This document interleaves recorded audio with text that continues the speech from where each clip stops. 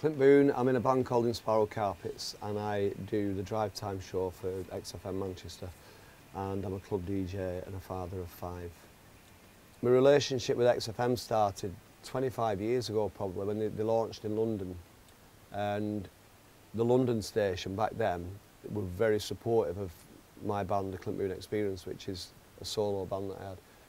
Eventually XFM decided they were going to try and get the Manchester licence, which is quite a long process. You spend like a year bidding for the licence, you know, convincing the radio authorities that you are the ones that deserve this radio licence for Manchester. And after the year-long process of the bid, we won it. You know, the XFM won the licence. We beat 8 or 9 other sort of corporations that were trying to get a licence. XFM won it, and that's how I ended up on the radio. So yeah, it was not something I ever strived to do. I never thought I wanted to be a radio presenter.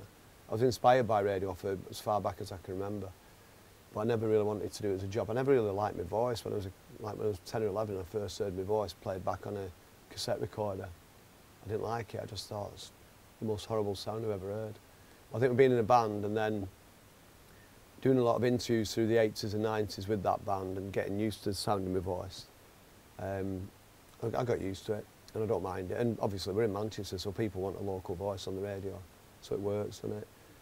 As far back as I can remember, I always wanted to be a pop star because I just was blown away when I first saw people like the Rolling Stones and the Beatles, you know, when I was a kid, seeing that on TV and listening to it on the radio, and then Elvis Presley. And it just affected me from being a toddler, really. So all through my childhood, that's all I dreamed about.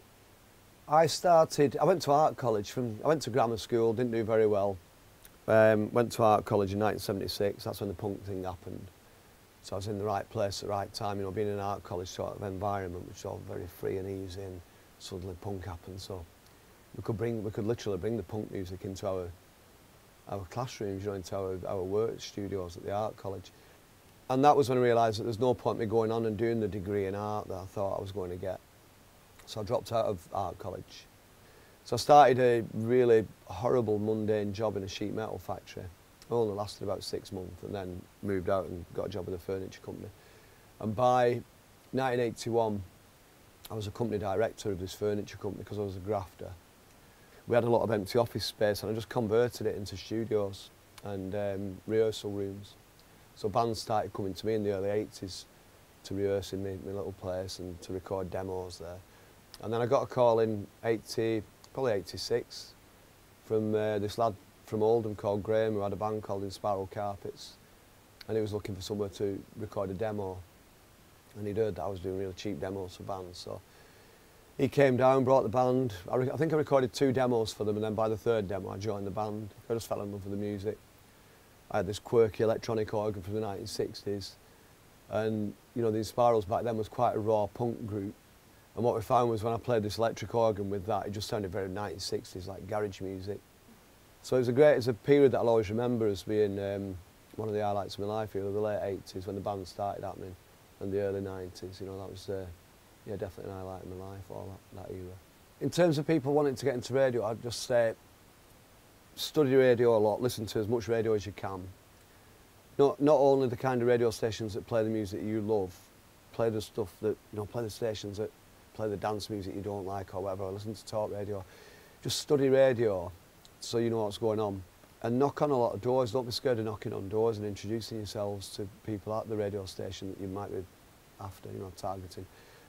The amount of people I know at XFM who've just literally knocked on the door and ended up with a job here. You know what I mean? I'm not advising everybody to do that. I don't think security be that into it, but it does happen. If you knock on the door and put your name out there and put your face out there, it can happen. That's what's happened to me with my career. But I definitely think just knocking on doors is the way, really. Just introduce yourself to people and say, can I do some work for you? And you never know, do you? Thanks for having me. Boon Army. Yep.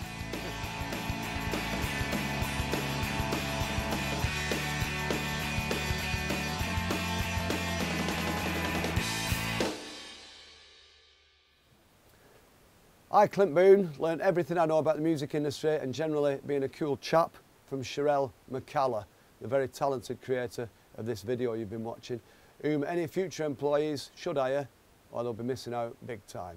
Sherelle McCalla. Remember that name.